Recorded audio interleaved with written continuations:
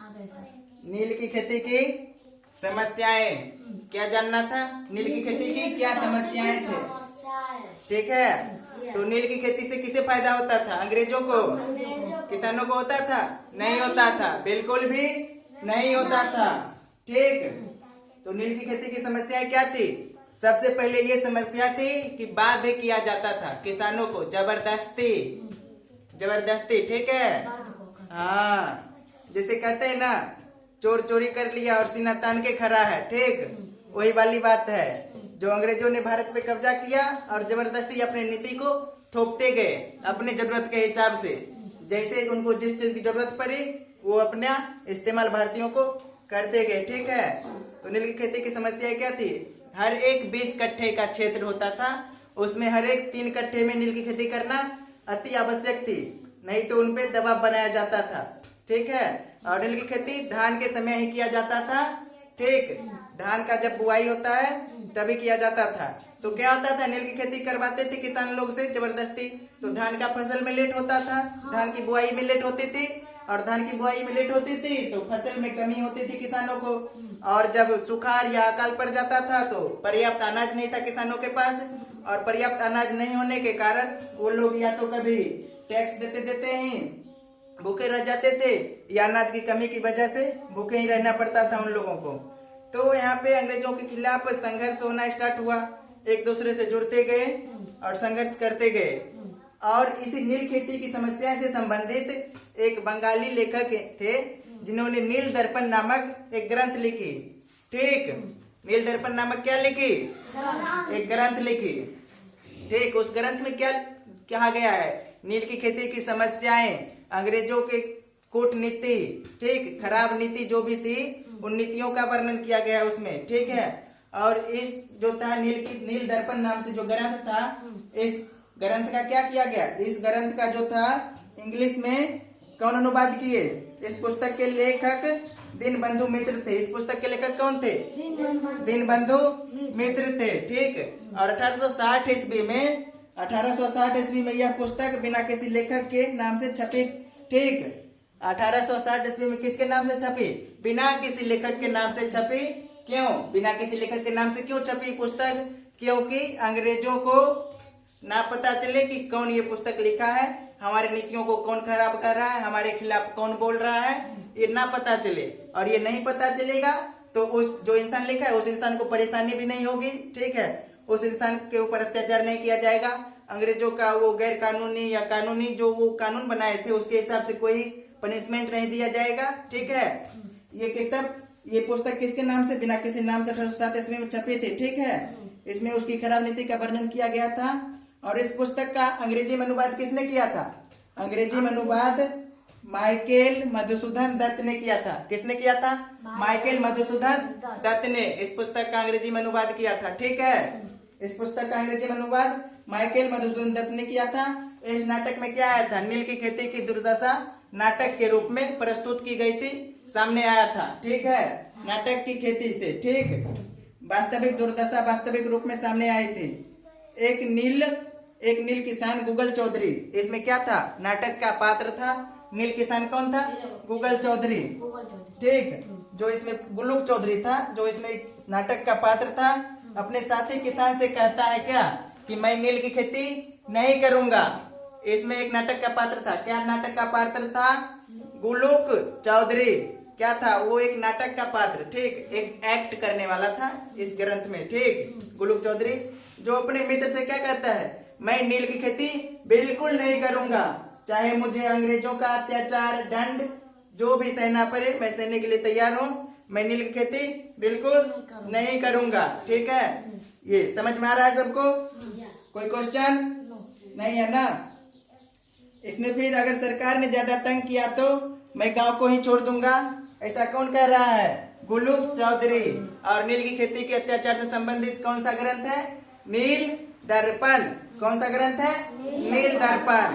इसको 1860 में 1860 में बिना किसी नाम से प्रकाशित किया गया था। क्यों किसी बिना नाम से प्रकाशित किया गया था? क्योंकि अंग्रेजों का अत्याचार नहीं सहना पड़े। ठीक है, इस ग्रंथ के लेखक कौन है? बताओ, इस ग्रंथ के लेखक कौन है? दीन बंधु मित्र। कौन? दीन बंधु मित्र। ठीक है, इस ग्रंथ के लेखक दीन बंधु मित्र हैं। ठीक, इस पुस्तक का अंग्रेजी में अनुवाद किसने किया था? माइकल मधुसूदन दत्त ने। किसने? माइकल मधुसूदन दत्त ने। वैसे मेरा नाम भी मधुसूदन है। ठीक, तो किसने किया था? अंग्रेजी था वो। ठीक, हाँ अंग्रेजी किया था। कोई क्वेश्चन? टॉपिक खत्म करें?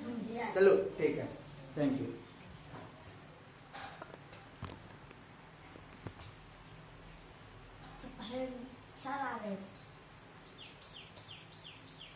तब आप नील की खेती की समस्या तो देख लिए। अब समस्या होगा तो संघर्ष होगा, मुसीबत आएगी तो यूनिटी भी होगा। अगर एक समाज पे मुसीबत आएगी तो उस समाज में एकता देखने को मिलता है। वो समाज के सभी लोग क्या करते हैं? एक साथ मिल करके उस समस्या को हल करते हैं, उस समस्या का निवारण करते हैं। ठीक है, तो नील की खेती की समस्या को अभी देख चुके हैं, किस प्रकार उससे परेशानी हो रही है। नील की खेती कहाँ? बंगाल में नील की खेती जो की जाती थी उससे वहाँ के किसानों को बहुत ज्यादा परेशानी होता था। बहुत ज्यादा वहाँ बंगाल में किसानों के साथ अत्याचार किया जा रहा था। और नील की खेती के कारण पड़ने वाले अकाल, सूखे, जिसके कारण वहाँ के किसानों को क्या होता था? भूखमरी की स्थिति पैदा हो जाती थी। और भूखमरी की स्थिति पैदा होगी तो किसानों को परेशानी होगी ना। कौन किसान चाहेगा भूखे मरने के लिए? हाँ, वहाँ किसानों ने भूखमरी और अकाल पड़ने के कारण क्या किया? विद्रोह कर दिया। क्या किया? विद्रोह कर दिया, आंदोलन शुरू कर दिया। किसके विरुद्ध? किसके विरुद्ध आंदोलन शुरू किया? अंग्रेजों के विरुद्ध। अंग्रेजों के विरुद्ध, ब्रिटिशियों के द्वारा। ठीक, अंग्रेजी सरकार के विरुद्ध आंदोलन शुरू कर दिया। और बंगाल में जो नील की खेती से संबंधित फैक्ट्री लगी हुई थी उस खेती का विद्रोह, उस खेती पे हमला बोल दिया। किसने बोला? बंगाल के समाज, जिस क्षेत्र में वो हो रहा था उस क्षेत्र के औरत और पुरुष दोनों एक साथ। ये नहीं कि सिर्फ पुरुष ने हमला किया, औरत घर बैठी रही सिर्फ खाना बनाती रही, वहां तक सीमित नहीं थी। दोनों बढ़ चढ़ के हिस्सा लिए थे। ठीक है, बढ़ चढ़ के हिस्सा लिए थे और वहां पे नील की खेती के विरुद्ध आंदोलन, आवाज उठाए थे। ठीक, अंग्रेजी सरकार ने इसका बहुत ज्यादा मतलब उस पे ध्यान नहीं दिया, जिसके कारण नील की खेती बढ़ती हुई चली गई। ठीक है, पानी।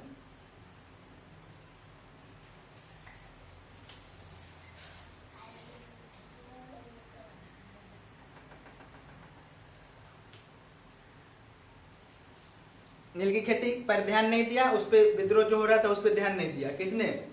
अंग्रेजी सरकार ने, जिसके कारण क्या हुआ? नील की खेती बढ़ती हुई चली गई। और वहां पे जो बागान मालिक थे, जमींदार लोग थे नील की खेती के विरुद्ध, उन्होंने भी किसानों का साथ दिया। ठीक, वहां पे किसानों ने का साथ दिया और किसान वहां पे मतलब अच्छे खासे संख्या में, जनसंख्या में विरोध किया अंग्रेजी सरकार का। ठीक है, और वहाँ पे जो पढ़े लिखे लोग थे वो पत्रकारिता के माध्यम से अंग्रेजी सरकार को ये सूचना देते थे। फलस्वरूप क्या हुआ कि वहाँ पे आक्रोशित माहौल था और वहाँ पे नील की खेती करना चाहते ही नहीं थे किसान लोग। कौन चाहेगा? जिससे नुकसान होगा किसी को, वो काम करना चाहेगा? कोई भी नहीं चाहेगा ना। यहाँ पे नुकसान क्या? भूखमरी आ गई है, भूखमरी, खाने को नहीं मिल रहा है किसी को, तो कौन करना चाहेगा यहाँ पे नील की खेती? नहीं करना चाहेगा ना कोई भी। तो इसलिए वहाँ पे किसानों ने वो नील खेती करने से साफ इनकार कर दिया, फैक्ट्रियों पे हमला बोल दिया। और वहाँ पे फलस्वरूप क्या हुआ? इन सभी आंदोलन विरोध के फलस्वरूप नील की खेती बंगाल में समाप्त हो गई। ठीक है, नील की खेती क्या हुआ? बंगाल में समाप्त, कलोज। ठीक, समाप्त हो गई नील की खेती। हमने बंगाल का स्थिति तो देख लिया है, बंगाल में जो पूर्णतः नील की खेती तो समाप्त हो गई। अब आते हैं बिहार। कहाँ? बिहार।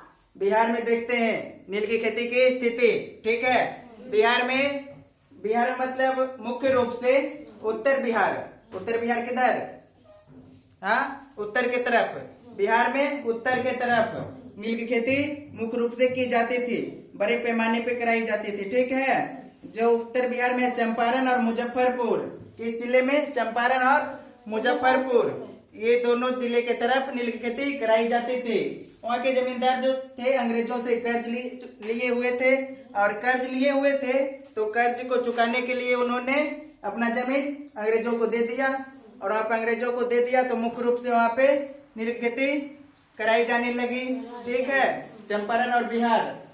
चंपारण कहाँ है? बिहार में, ठीक। और भागलपुर कहाँ है? बिहार में। तो ये दोनों जगह मुख्य रूप से नील की खेती कराई जाने लगी। और जमींदारों ने अपना जमीन क्यों दिया? तो कर्ज से दबे हुए थे, ठीक है, जिसके कारण उन्होंने अपना जमीन दे दिया। किसको? अंग्रेजों को दे दिया अपना जमीन। और जिसके कारण वहाँ के किसानों ने भी नील की खेती करना शुरू किया। और वहाँ पर भी मुख्य रूप से परेशानियों का सामना करना पड़ा, ठीक है। इन दोनों क्षेत्रों के अलावा भागलपुर और मुजफ्फरपुर, चंपारण, पहले क्या था? मुजफ्फरपुर और कहाँ? चंपारण, दो जगह नील की खेती कराई जाती थी, दो जगह, ठीक। इन दोनों जगह के अलावा 2, 3, 4 जगह और नील की खेती कराना स्टार्ट किया गया। कहाँ? भागलपुर, शाहाबाद, ठीक, दोनों जगह बिहार में नील खेती स्टार्ट कराया गया। शाहाबाद क्षेत्र में भी नील खेती बड़े पैमाने पर शुरू हुई, ठीक है। नील के अलावा अंग्रेजों ने इस इलाके में क्या? अफीम, पटसन, इन सब फसल का उत्पादन करवाना चालू किया, ठीक है। ये लोग मतलब ऐसा ही फसल उगवाते थे, ऐसा ही फसल करवाते थे जिससे इनको फायदा हो। इनको अंग्रेजों को फायदा हो। मुख्य रूप से ऐसे ही फसल, हाँ, इसमें क्या है? पटसन और सोरा नामक नकदी फसलों का उत्पादन भी बड़े पैमाने पर शुरू करवाया गया, ठीक। तो पटसन क्या होता है? ये तो पता ही है सबको। सोरा क्या है? पता है? सोरा ऐसा चीज है जिससे बारूद बनाया जाता है। क्या बनाया जाता है? बारूद। सोरा ऐसा है जिससे बारूद बनाया जाता है। वर्तमान गया जिला में अफीम उत्पादन किया जाता था, ठीक। तत्कालीन बंगाल प्रांत में था वो, ठीक। और ये अफीम उत्पादन में गया क्या था? प्रथम स्थान पे था बंगाल में। किस स्थान पे था? प्रथम स्थान पे था, ठीक, बंगाल में। चलो अभी जो दिख रहा है फोटो, कौन सा दिख रहा है? नील की खेती। बुक दो, दिखाते हैं अभी। देखो यहाँ पे नील की खेती के पास स्थित कारखाना विलियम स्मिथ का क्षेत्र है, ठीक। नील की खेती का उत्पादन कैसे होता था?